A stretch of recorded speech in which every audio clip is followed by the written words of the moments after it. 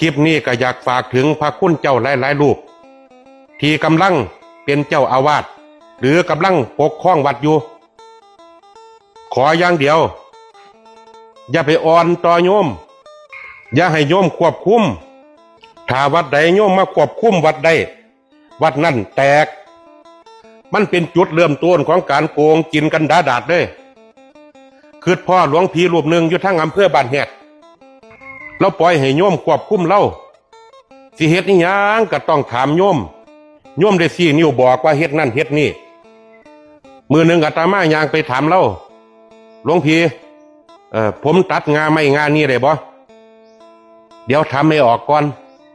พะนาสิเฮ็ดยังกะสั่งต้องทำให้ออกก่อนเพิ่นบ่มีอำนาจปกครองจังเม็ดเลยเรื่องการเงินการหยังของวัดแทบสิบ่ฮู้จักเขาเอามาให้ใส่ก็ใส่ไปเขาโกงกินก็โกงกินไปบางเทียเรากำลังพักผ่อนอยู่โยมมาเอื้อนอยู่หน้ากุฏิเราแทดเฮ้ยแทดตื่นไปแล้วเนี่ยเอากาแฟมาขอจักซองหรือเปล่าตั้งแต่เอื้อนก็ยังบ่ให้เกียรตินี่หลายอ่อนขอตัวเขาหลายเขาก็สามารถควบคุมได้ก็อยากฝากไว้ให้คิดขอเจริญพร